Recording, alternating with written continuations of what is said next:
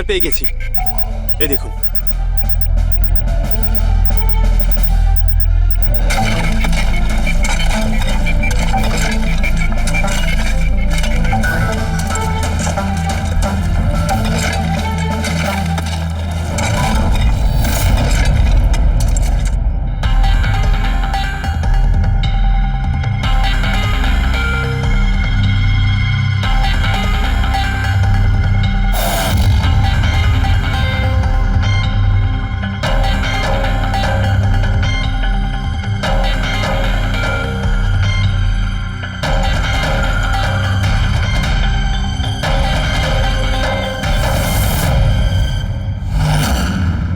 লাশটা তো পুরোপুরি কঙ্কাল হয়ে গিয়েছে, একে চিনতে পারবো কিভাবে? ডক্টর সালুখে আছে তো? এই লাশটাকে চেনার জন্য ডক্টর সালুখের কোনো প্রয়োজন নেই। এই কঙ্কাল নিজেই তার পরিচয় বলে দিচ্ছে। এই দেখো, এর দাঁতের মাঝখানে গ্যাপ আছে। কলেজের ওয়াচম্যান শৈলেশ কুমার। স্যার, আশ্চর্য ব্যাপার, পার্কিং লটে দুটো লাশ পাওয়া গেল আর কেউ এটার ব্যাপারে কিছু জানেই না। You are right. কারোর তো এটা জানা উচিত ছিল। তার তো অবশ্যই জানা উচিত যে পার্কিং লটের ফ্লোর বানিয়েছে। কলেজের কম্পাউন্ডের মধ্যে দুটো লাশের কঙ্কাল পাওয়া গেছে, আর আপনারা কিছু জানেনই না? কি না স্যার? আচ্ছা, যে পার্কিং লটের যে কাজ হয়েছে এখানে, মানে এই মেঝে বা এই সব কিছু, এগুলো কবে হয়েছিল কিছু বলতে পারবেন? এগুলো তো 7ই আগস্ট 2015। মানে 2 বছর আগে, যে সময় আর্থ মারা গিয়েছিল, মানে তার আশেপাশেই। মানে যেই এই কংক্রিটের কাজটা বা মাটি ভরার কাজটা করেছে, ও জানতো যে ও দুটো লাশের ওপর মাটি ফেলছে। হ্যাঁ, এই সমস্ত কাজ এখানে কে করেছিল? রাম আদর্শ, আমাদের কলেজের কন্ট্রাক্টর। এসব কাজ ওই করে থাকে।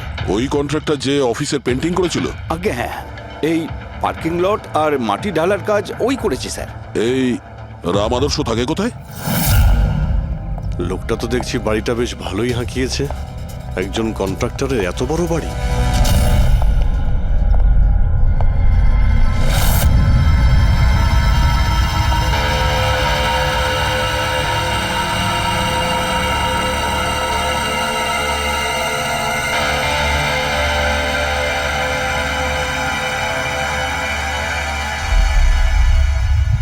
আচ্ছা দাদা, এটা কি করে হলো? কি আর বলবো বাবা, আমার তো আর জীবনের প্রতি মায়া দয়াই নেই। দেখো না, কালকেই কত হাসি ঠাট্টা করছিল আদার, আর কালকেই হঠাৎ একটা অ্যাক্সিডেন্টে প্রাণ চলে গেল। অ্যাক্সিডেন্ট? অ্যাক্সিডেন্ট? আগে আর্থ আর শৈলেশ মরেছিল, এখন এই রাম আদর্শ। একমাত্র এই ছিল যে এই কেসের শেষ সাক্ষী। এটা কারো প্ল্যান মনে হচ্ছে বস। আর এটা তো কোনো কাকতালীয় হতে পারে না। মনে হচ্ছে কেউ জেনে গেছে যে আমরা এই কেসটাকে ইনভেস্টিগেট করছি। নিজের জীবন বাঁচানোর জন্য রাম আদর্শকে মেরে দিল। আমার তো মনে হয় এই কলেজেরই কেউ হবে। সে কে এটা জানতে কলেজের হিস্ট্রি ঘাঁটতেই হবে। স্যার, স্টোনব্রিজ কলেজের ফিনান্সিয়াল হিস্ট্রি একদম ক্লিন। টাকা বা ডোনেশনের ক্ষেত্রে কোনো ঘাপলা নেই। স্যার এই আর্টিকেলটা পেয়েছি। 3 আগস্ট 2015-তে AK স্টোনব্রিজ কলেজের কেমিস্ট্রি ল্যাবে স্টুডেন্টদের ওপর একটা আজব সাইড এফেক্ট হয়েছিল। সবাই অজ্ঞান হয়ে গিয়েছিল। মনে হয় কোনো কেমিক্যাল রিয়াকশন ছিল। এটা কি ধরনের কেমিক্যাল? স্যার, ওটা তো অথরিটিসও জানতে পারেনি। সবাই এটাই মেনে নিয়েছিল যে কোনো একটা স্টুডেন্ট হয়তো দুটো কেমিক্যালকে একসাথে মিলিয়ে ফেলেছিল। কেমিক্যাল রিঅ্যাকশনের এত স্ট্রং এফেক্ট যে সেটা পুরো ল্যাবে ছড়িয়ে পড়ে। হতে পারে অভিজিৎ, কিছু কিছু কেমিক্যালের খুব স্ট্রং রিয়াকশন হয়, যেমন হচ্ছে নেনথানাইট। বস, আমি ওর কেমিক্যাল জার্নাল দেখেছি। ওখানে একটা অদ্ভুত জিনিস দেখেছিলাম। 10ই আগস্ট 2015-তে ওর কেমিক্যাল জার্নালে একটা বিশেষ কথা লিখেছিল। কি? আর্থ কেমিক্যাল ল্যাবে সুগার হাই ড্রাগের টেস্টিং করে ওর কেমিক্যাল ফর্মুলা বের করে লিখেছিল সুগার হাই, যাকে কেমিক্যাল ভাষাতে নেনথানাইনও বলে। এটা একটা বিশেষ ধরনের ড্রাগ, যেটা একটা অদ্ভুত নেশা সৃষ্টি করে। কিন্তু এই আর্থ সুগার হাইয়ের টেস্টিং করছিল কেন? 1 মিনিট, এগুলো আমরা নোট করি। 3 আগস্ট 2015 তুন ব্রিজ কলেজের স্টুডেন্টরা অজ্ঞান হয়ে গিয়েছিল 6 আগস্ট 6 তারিখ। খুশি আর্থকে শৈলেশের সঙ্গে সুগার হাই ড্রাগ কিনতে দেখে ফেলেছে। 7ই আগস্ট কলেজের পার্কিং লট তৈরি হয়, কনস্ট্রাকশন শুরু হয়।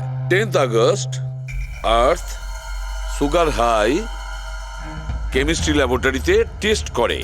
11ই আগস্ট আর্থ কলেজ বোর্ডকে জানিয়েছিল শৈলেশ কলেজে ড্রাগস বিক্রি করে।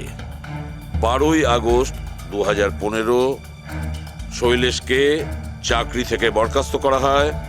আর ওই দিনেই মানে 12ই আগস্টের দিনেই আর্থকে খুন করা হয়।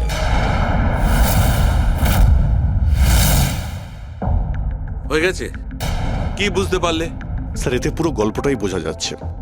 এমন কেউ ছিল যে কেমিস্ট্রি ল্যাবেই সুগার হাই ড্রাগস বানাতো। তোমার এরকম কেন মনে হচ্ছে? তাহলে আন্দাজে বলছি না, কনফার্ম কলেজের মধ্যে কেউ তো একজন ছিল যে সুগার হাই ড্রাগস বানাতো। আর সেটাও রাতে, যখন কেউ থাকতো না। আর তার সঙ্গতে ছিল কলেজের ওয়াচম্যান শৈলেশ। আর সেই ড্রাগসই শৈলেশ কলেজের স্টুডেন্টদের বেচতো। সেই কারণেই 3 তারিখে স্টুডেন্টস ল্যাবে অজ্ঞান হয়ে গেছিল স্যার।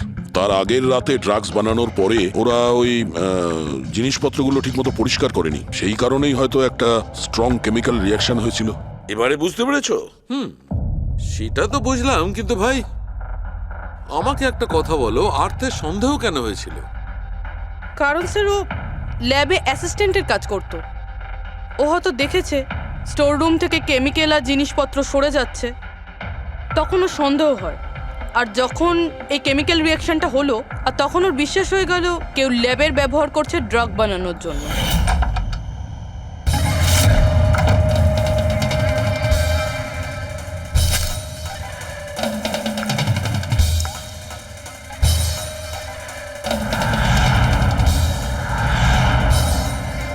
তারপর 10 তারিখে আর্থ ল্যাবে সুগার হাইয়ের টেস্ট করেছিল, এইটা জানার জন্য যে ওগুলো সত্যি সত্যি ড্রাগস কিনা। তারপর টেস্টের পরে টেস্টের সমস্ত ডিটেল ও একটা রিপোর্টে লিখে নিল। যখন ওর জানতে পারলো যে এই সুগার হাই একটা ড্রাগস, তখন ও কলেজ বোর্ডকে একটা চিঠি লিখেছিল। যখন এই কথা ওই ড্রাগ বানানো লোকেরা জানতে পারলো, তখন ওরা ভয় পেয়ে গেছিল কে এই অর্থ ওদের কাছে পৌঁছে যাবে। সেই কারণে আর্থকে মেরে দিয়েছিল। তারপরে স্যার শৈলেশকে মারে, যাতে ওর কোনো উইটনেসই না বেঁচে থাকে। কিন্তু স্যার, এরকমটা কে করতে পারে? যে কেউ হতে পারে, যার কেমিস্ট্রির ওপর খুব ভালো দখল আছে আর যে সবসময় ল্যাবে যাতায়াত করতো। স্যার, ওই কলেজের প্রিন্সিপাল, উনি তো শৈলেশকেও পুলিশের কাছে দেননি। কেমিস্ট্রির নলেজ তো লোকেশ, তুষার আর বীরেরও রয়েছে। হায়ার স্টাডির জন্য ওরা বড় বড় ইনস্টিটিউটেও গিয়েছিল। তাও সেটা স্টুডেন্ট লোন বা স্কলারশিপ ছাড়া। এত টাকা পেলো কোথা থেকে ওরা? স্যার, হতে পারে তার মা বাবা দিয়েছে, বা এমনও হতে পারে কোনো বেআইনি কাজ করেছে টাকার জন্য। যে কেউ হতে পারে, এদের মধ্যে কেউ বা বাইরের কেউ, কাউকে ভরসা করা যায় না। একটা কথা, এই আপনাদের এই খুশির ওপর ভরসা আছে স্যার? কেন দা? মানে যদি এই খুশি ভরসা করার মতন হয়, তাহলে আমার কাছে একটা প্ল্যান আছে। কিরকম প্ল্যান? আর্থ, শৈলেশ আর রাম আদর্শ তিনজনেই মারা গেছে। আর তোমার ষড়যন্ত্র আমি সব জানি। আর যদি তুমি চাও যে এটা গোপন থাকুক, তাহলে আজকে কলেজের পার্কিং লটে 1 কোটি টাকা নিয়ে চলে এসো। এই মেল পড়ে খুনি খুব ঘাবড়ে যাবে, এটা মনে করে যে কেউ তো আছে যে ওর আসল ব্যাপারটা জানে। স্যার, আই এম শিওর আজ রাতেও নিশ্চয়ই আসবে। আর উইটনেসকে মারার চেষ্টাও করবে। তাই তো আমি বলছি স্যার, এসব কিছুর জন্য খুশির জীবনের রিস্ক নেওয়া কি ঠিক হবে? যদি অচেনা কাউকে দেখে খুনি ওখানে না আসে। আর আমাদের এমন কাউকে চাই যে ওই কলেজেই পড়ে। আর যাকে দেখে ওর মনে হয় যে হ্যাঁ, এ হয়তো ওর আসল ব্যাপারটা জানে। খুশি, তুমি একদম ভয় পাবে না। আমাদের টিম ওখানে থাকবে, ওকে? কিচ্ছু হবে না তোমার। এটা জিপিএস মাইক্রোচিপ, তুমি এটা তোমার কাছে রাখবে। আমরা তোমাকে ট্র্যাক করতে থাকবো।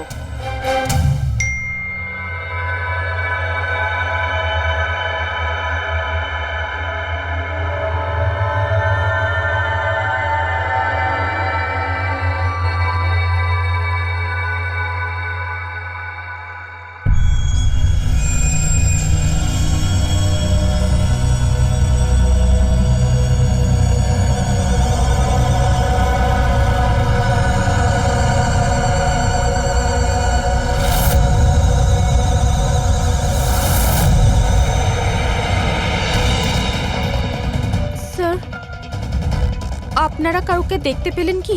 না, এখনো পর্যন্ত না। ঘাবড়িও না, তুমি শুধু অ্যালার্ট থেকো ব্যাস। তুমি একদম ভয় পাবে না, আমরা তোমার আশেপাশেই আছি, বুঝেছো? ওকে ওকে স্যার।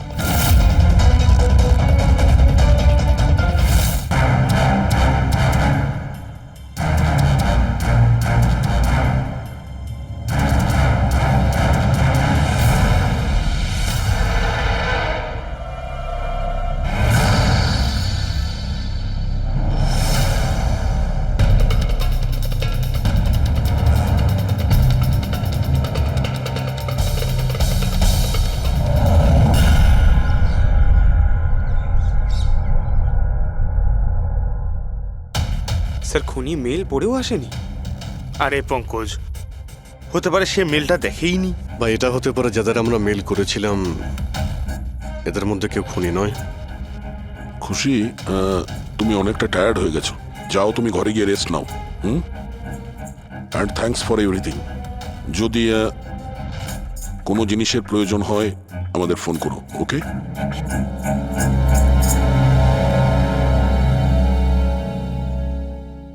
ভাই এরকম হতেই পারে না যে ওরা মেল পাওয়ার পরে ওখানে চেক করতে আসবে না। রবি, লোকেশনটা ভালো করে চেক করো, যেখানে খুশি ছিল তার আশপাশে আর কে কে ছিল। এই রাম আদর্শের ডিটেলসও চেক করতে হবে, এত বড় লোক কি করে হলো। খুনিকে ব্ল্যাকমেল করছে হয়তো। ব্ল্যাকমেল যদি করেই থাকে তো ওর টাকা কোথা থেকে আসতো? ফ্রেডি, ওর অ্যাকাউন্টটা ভালো করে চেক করো, দেখো ওর কাছে টাকা কোথা থেকে আসতো। স্যার পেয়ে গেছি। কাল রাতে তুষার, লোকেশ আর বীরের লোকেশন কলেজের আশেপাশেই ছিল। মানে এরা তিনজন মিলে ড্রাগস বানাচ্ছিল? এদের সবার ডিটেলসটা বের করো পঙ্কজ। কিন্তু স্যার এরা যদি ওখানেই থেকে থাকে তাহলে পার্কিং লটে এলো না কেন? দেখতে এসেছিল হয়তো যে ওদের ব্ল্যাকমেল কে করছে।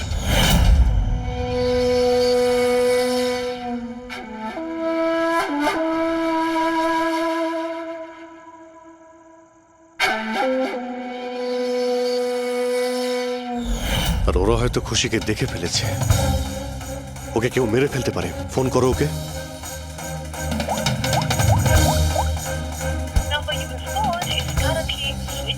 সুইচ অফ আসছে। Switched off? স্যার এই তো 2 মিনিট আগেও ফেসবুকে একটা স্ট্যাটাস আপডেট করলো, need a break, going on holiday. তাহলে ফোনটা সুইচ অফ হলো কি করে? আচ্ছা, খুশির কিছু ওই ওই চিপ যেটা আমরা দিয়েছিলাম সেটা হয়তো ওর কাছেই আছে। ওর লোকেশন ট্র্যাক করো, কোথায় আছে। স্যার, এই রাম আদর্শর রাম কাহিনী আমার মাথায় ঢুকে গেছে।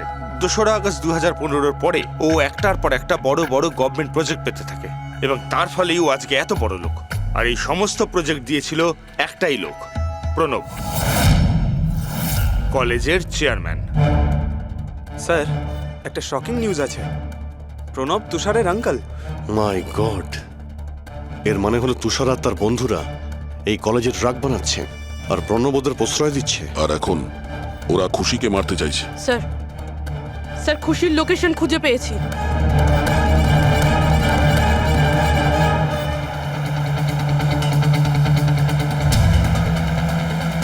খুশি এখন কোথায় আছে? স্যার কোনো একটা আন্ডার কনস্ট্রাকশন সাইটে গিয়ে আটকে গেছে।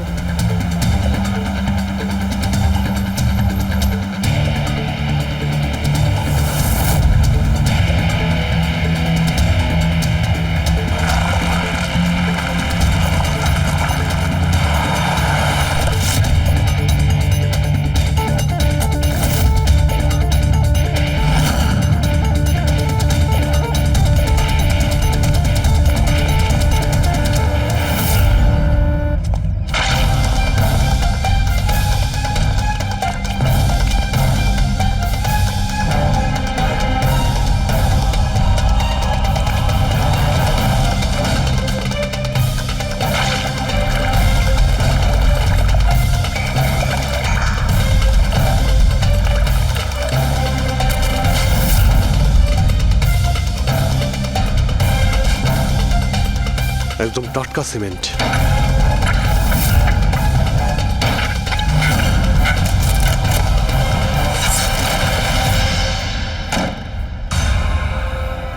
খুশি?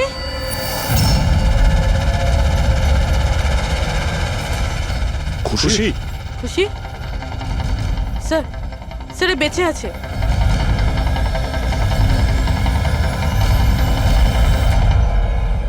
খুশি?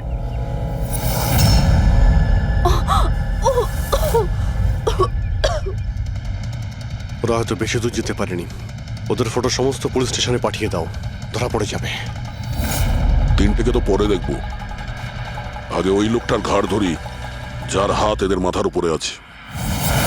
প্রণব, ঠিক আছে।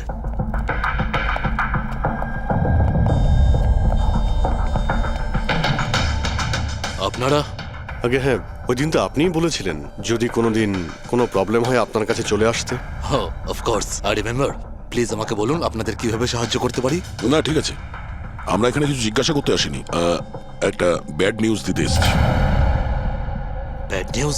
আগে হ্যাঁ, ওই মেয়েটা আছে না খুশি, ও বেঁচে গেছে। খুশি? কে খুশি? চিনি না আমি। কি বলছেন আপনি? আপনি এত নার্ভাস হচ্ছেন কেন? আপনার শরীর ঠিক আছে তো? কিছু ওষুধ টষুধ খাবেন নাকি? নাকি আপনার স্মৃতিশক্তি ঠিক করার জন্য আপনাকে কোন ওষুধ খাওয়াতে হবে? বস, কাজ হয়ে গেছে। স্যার ওই মেয়েটাকে তো আমরা পুঁতে দিয়েছো, যেভাবে আর্তা শৈলেশকে পুঁতে দিয়েছিলে।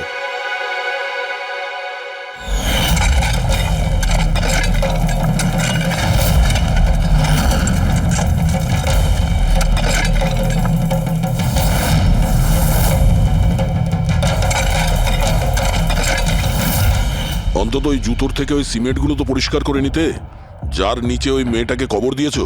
হ্যাঁ, আর ওকে আমরা বাঁচিয়েও নিয়েছি। বলুন প্রণব বাবু, কিছু বলবেন আপনি? আমি অনেক টাকা কামাতে চেয়েছিলাম, আর তার জন্য সব থেকে সহজ উপায় ছিল ড্রাগস। আর আজকালকার ছেলে মেয়েদের এই নেশা করতে বেশি সময় লাগে না। আর তারপর আমি ড্রাগস বাইরে থেকে নিয়ে এসে আমার স্টুডেন্টদের বিক্রি করতে চাইনি। এই জন্য আপনি নিজেই ড্রাগস বানানো শুরু করে দিলেন এই কলেজের ল্যাবে। আর ওগুলো বিক্রি করার দায়িত্ব দিয়ে দিলে ওয়াচম্যান শৈলেশকে। আর আর্থ যখন তোমার সত্যিটা জানতে পেরে যায়, তখন তুমি ওকে মেরে ফেলো। আর শৈলেশকেও মেরে দিয়েছেন যাতে কোনো উইটনেস না থাকে। হ্যাঁ, তোমার কি মনে হলো আর্থের ফোনটাকে এখানে ওখানে পাঠিয়ে দিলেই পুলিশ বোকা বনে যাবে? হ্যাঁ, তোমাদের মধ্যে সেই মহান ব্যক্তিটি কে যে আর্থের মোবাইল নিয়ে ভারত ভ্রমণ করতে বেরিয়েছিল? ও, সেটা তুমি ছিলে? হ্যাঁ, সোশ্যাল মিডিয়াতে ফটো আপলোড করার খুব শখ না তোমার? অনেক শহর তুমি ঘুরেছ, কিন্তু আসামি যতই ঘুরুক শেষে তাকে একটাই জায়গায় আসতে হয়, জেল। তোমরা তিনজন সেখানেই যাবে। আর খুব তাড়াতাড়ি তোমার ভাইপো তুষার আর তার দুজন সঙ্গী লোকেশ আর বীর, ওরা ওখানে চলে আসবে। হ্যাঁ,